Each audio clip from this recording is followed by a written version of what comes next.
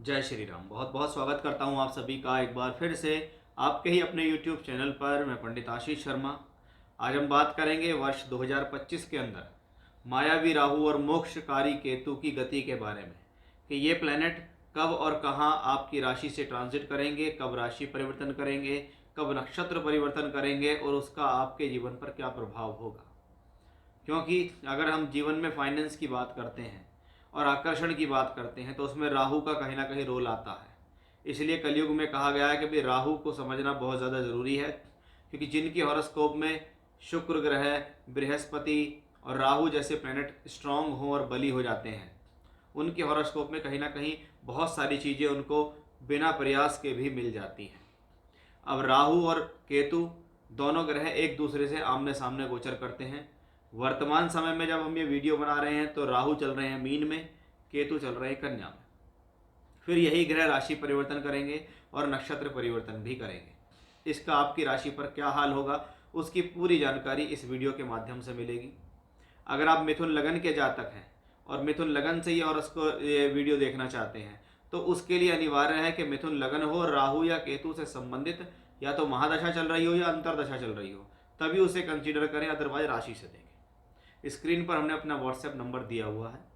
अगर आप चाहते हैं अपनी कुंडली दिखाना, बनवाना, बर्थ टाइम रेक्टिफिकेशन, कुंडली मिलान कराना, सिजेरियन डिलीवरी के लिए बर्थ टाइम निकलवाना या कोई भी अन्य जानकारी चाहते हैं तो व्हाट्सएप नंबर पर कांटेक्ट कर सकते हैं। अपना date of birth, time, place भेज सकते हैं। पेड कंसल्टेंसी होगी।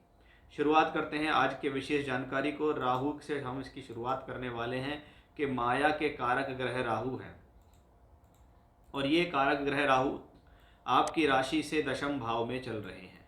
जब मैंने पिछले वर्ष इसके बारे में जानकारी दी थी तो मैंने बताया था कि भी ग्रह जिस भाव में होता है उस भाव में वो सबसे ज़्यादा इफेक्टिव होता है। राहु और केतु के लिए अलग अलग शास्त्रों में बड़ी एक दूसरे से कहते कॉन्ट्राडिक्शंस हैं।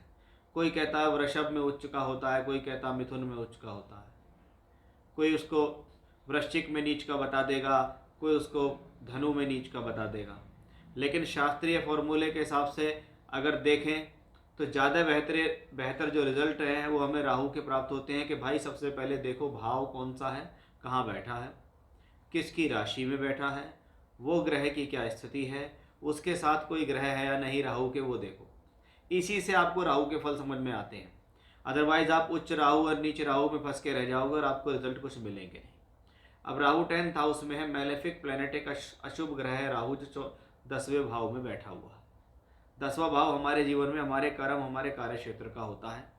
अगर हमारे कर्म भाव में कोई प्लैनेट बैठा हुआ हो और वो अशुभ हो, राहु, केतु, शनि, तो ये क्या करते हैं, हमारी प्रोफेशनल लाइफ को थोड़ा हार्ड बना देते हैं।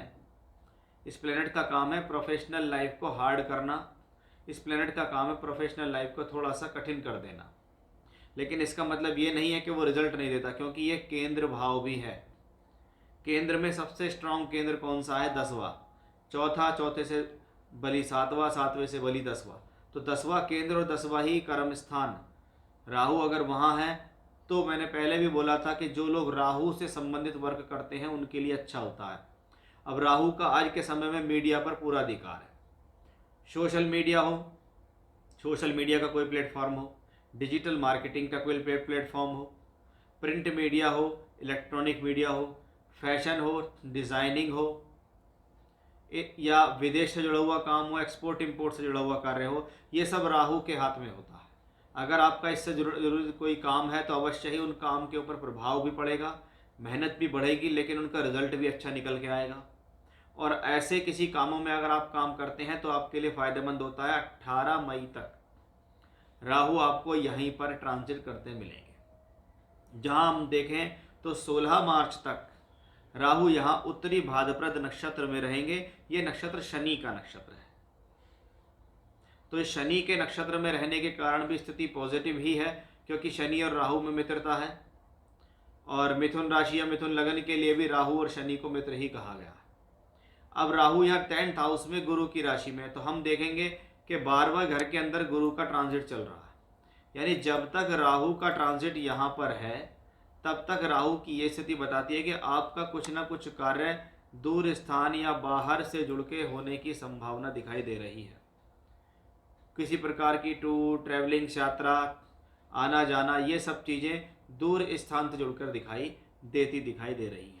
यानी हो सकता है या तो आपने कोई जॉब चेंज कर ली हो, या आपका प्रोफेशन किसी दूर स्थान से जुड़ गया हो, या आपके जीवन में पिछले समय से ट्रैवलिंग्स बहुत हो गई हो, एक्सपोर्ट इंपोर्ट से जुड़कर कार्य हो गए हों, वो सब चीज़ें हमें इससे दिखाई देती हैं जब तक राहु यहाँ रहेगा।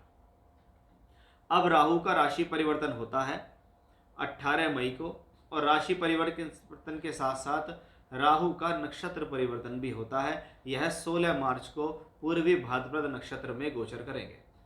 क्योंकि राहु सदैव उल्टी गति से चलते हैं, इसलिए राहु की यह गति जाती है अब राशि से नवम भाव के अंदर। नाइन्थ हाउस, बहुत अच्छे संबंध तो नाइन्थ हाउस के बारे में शास्त्र में नहीं कहे गए हैं, क्योंकि ये मैलेफिक प्लैनेट्स हैं। राशि से नवम का राहु, सबसे पहली चिंता इस दौरान आप अपने पिता के साथ अपने संबंध अच्छे रखें और उनके स्वास्थ्य का भी बखूबी ध्यान आपको रखना होगा। नवम भाव में राहु जब भी जाता है, थोड़ा सा कहते हैं ना कि भगवान के प्रति जो आस्था होती है उसे डगमगाने की कोशिश करता है, क्योंकि राहु क्या है, रूढ़िवादी प्लैनेट है। जो चीज़ संस्कार और सामाजिकता और सनातन धर्म से जुड़ी हुई होती है उसके ये थोड़ा विपरीत कार्य करने वाला होता है। इसलिए राहु और केतु को राक्षसी ग्रह कहते हैं।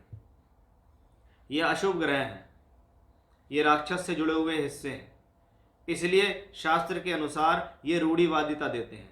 नाइन्थ हाउस में हमारा धर्म है, तो क्या हुआ, हमारे धर्म के ऊपर ही व्यक्ति के अंदर नेगेटिव विचार आते हैं। ऐसी स्थिति में व्यक्ति के जीवन में क्या होता है कि भगवान जो होते हैं वो भक्त के लिए समय समय पर चैलेंज देते हैं या उसकी परीक्षा लेते हैं। उस परीक्षा में आप पास हो गए तो ठीक, नहीं हुए तो बहुत बार क्या होता है, अरे सब बेकार की बातें हैं, इससे कुछ नहीं होता है, ऐसा है और वैसा है। तो ऐसे ख्यालात आपको राहु देता है, थोड़ा इनसे बचें, इनसे सावधान रहें। राहु या नाइन्थ हाउस में नौवां घर भाग्य का है, भाग्य में बैठा हुआ एक अशुभ ग्रह है जो कि शुक्र के नक्षत्र में बृहस्पति के नक्षत्र में जाता दिखाई देगा। अब ये बृहस्पति आपके लिए क्या है, दशमेश भी है और धन के कारक भी हैं, यानी कार्य से जुड़ा हुआ है राहु और धन से जुड़ा हुआ राहु रहेगा। राहु यहाँ शनि के साइन में होंगे। शनि कहाँ गए हैं, 11th हाउस के अंदर, इसलिए शनि जाएंगे 10th हाउस के अंदर। 11th हाउस में नहीं है शनि, यहाँ नहीं है, यहाँ 10th हाउस के अंदर शनि जाएंगे। अब 10th हाउस से सीधा कनेक्शन बन गया, क्योंकि 10th हाउस में शनि पहुँच गए, 10th हाउस में राहु जिसके नक्षत्र में है वो पहुंच गए। इसलिए राहु भले ही 9वें घर में है, लेकिन वो 10वें घर से जुड़े हुए रिजल्ट भी लगातार देगा। यानी ये स्थिति आपके भाग्य और कर्म दोनों को एक साथ लेकर चलने वाली होगी। बस जो सावधानी 9वें घर से संबंधित मैंने नेगेटिव बताई हैं उनका आपको यहाँ ध्यान रखना होगा। अदरवाइज राहु की प्लेसमेंट भले ही 9th में है, लेकिन वो गुरु के नक्षत्र और शनि की राशि में होने के कारण, और शनि गुरु का संबंध कर्म भाव से होने के कारण ये स्थिति प्रोफेशनली ठीक है। राहु केतु एक्सेस क्योंकि आपकी राशि से 9th और 3rd पे आता है, तो इसको मैं यात्रा और विदेश यात्रा या छोटी छोटी यात्राएं, परिवर्तन और ट्रांसफ़र के लिए भी देखता हूँ। इसलिए हम कह सकते हैं भी 18 मई के बाद का जो समय होगा आपके जीवन में ट्रैवलिंग्स को बढ़ाएगा, छोटी छोटी यात्राएं होंगी, ट्रांसफर्स के संबंधित स्थिति बन सकती हैं, जॉब परिवर्तन की स्थितियाँ भी यहाँ बन सकती हैं। अब हम केतु के बारे में बात करते हैं कि भाई केतु ग्रह, जिसको हमें स्वभाव से कुछ छुपा हुआ ग्रह भी मानते हैं, वो केतु ग्रह 4थे घर में आता है। तो सबसे पहले 4था घर क्या है, घर परिवार का और हमारे मन का है। जब तक केतु यहाँ रहेंगे, कब तक रहेंगे, 18 मई तक रहेंगे।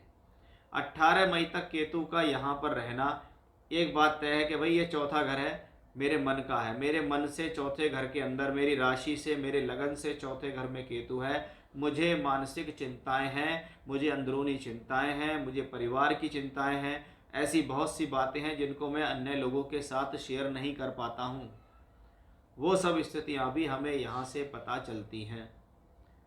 इसके अलावा केतु ग्रह क्योंकि 4थे भाव के अंदर 4था घर माता का भी है, इसलिए बहुत बार ये स्थिति माता के स्वास्थ्य को भी प्रभावित करती है या माता के स्वास्थ्य को भी खराब करती है। इसके लिए आपको आगे भी थोड़ा सावधान जरूर रहना पड़ेगा, क्योंकि केतु 18 मई तक 4थे घर में ही रहेंगे।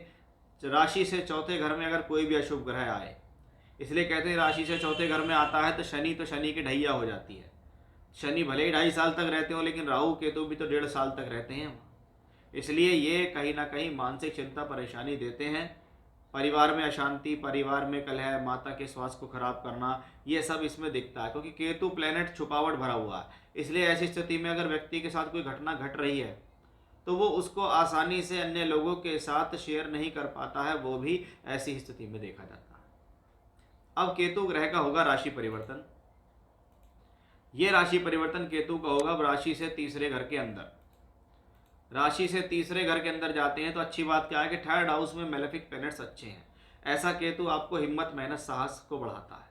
थर्ड हाउस में है, अगर आप किसी प्रकार के क्रिएटिव फील्ड में हैं, सोशल मीडिया से संबंधित प्लेटफॉर्म है, डिजिटल मार्केटिंग का काम है, ग्राफिक डिज़ाइनर है, एनिमेशंस में है, बुटीक का काम करते हैं, फैशन से संबंधित काम करते हैं, designing, print media, electronics media, किसी प्रकार का स्पोर्ट्स, कोई क्रिएटिविटी, कोई सिंगिंग, कोई डांसिंग, कुछ भी क्रिएटिव पार्ट्स अगर आपकी लाइफ में हो रहा है तो उस थर्ड हाउस में जब वो केतु पहुंचेगा, आपकी मिथुन राशि या लगन है, तो वो इन सब चीज़ों में हेल्प करेगा, उनको पॉजिटिव करेगा, उनको आगे बढ़ाने की कोशिश करेगा। यहाँ पर केतु 18 मई से आ जाएंगे और यहाँ पर केतु पूर्वा फाल्गुनी नक्षत्र में आ रहे हैं। अब पूर्वी फाल्गुनी नक्षत्र जो है, क्योंकि केतु उल्टा चलते हैं, तो ये पूर्वी फाल्गुनी नक्षत्र जो होगा ये आपके लिए 20 जुलाई से पूर्वी फाल्गुनी नक्षत्र में केतु आएंगे। 18 मई को राशि परिवर्तन होगा, 20 जुलाई को ये पूर्वी फाल्गुनी नक्षत्र में आएंगे। और पूर्वी फाल्गुनी नक्षत्र क्या है? शुक्र का नक्षत्र है। शुक्र आपके लिए पंचमेश और द्वादशेश है। इसलिए जैसा मैंने कहा कि राहु केतु एक्सेस अगर 3-9 से बनता है तो टूर, ट्रैवलिंग, यात्राएं ज़्यादा होती हैं, छोटी छोटी ट्रेवल्स होती हैं, परिवर्तन होते हैं, स्थान परिवर्तन होते हैं, जॉब परिवर्तन होते हैं, ट्रांसफर्स होते हैं, लाइफ के अंदर चेंजेस होते हैं। ये हमें राहु और केतु से दिखता है। इसलिए 9th और 3rd का जो राहु अगर दिख गया दशा में या ट्रांजिट में, तो समझ लीजिए लाइफ परिवर्तनशील है, इसमें परिवर्तन होने निश्चित हैं, वो क्लियरली यहाँ से दिखाई देता है। यानी हम कह सकते हैं 18 मई के बाद का जो केतु है वो आपके लिए बहुत हद तक बेनिफिशियल है, क्योंकि वो आपके 3rd हाउस में है, आपको हिम्मत, मेहनत और साहस प्रदान करने वाला प्लेनेट बन जाता है। तो ये था हमारा आज का विषय कि राहु और केतु, माया के कारक राहु, आध्यात्म या जीवन में मोक्ष के कारक जो केतु ग्रह हैं, वो आपके लिए वर्ष 2025 के अंदर कैसे हैं, कब राशि परिवर्तन, कब नक्षत्र परिवर्तन, और आपको वो क्या फल दे सकते हैं, उसकी विस्तार से जानकारी मैंने आज आपको इस वीडियो के माध्यम से दी। जय श्री राम।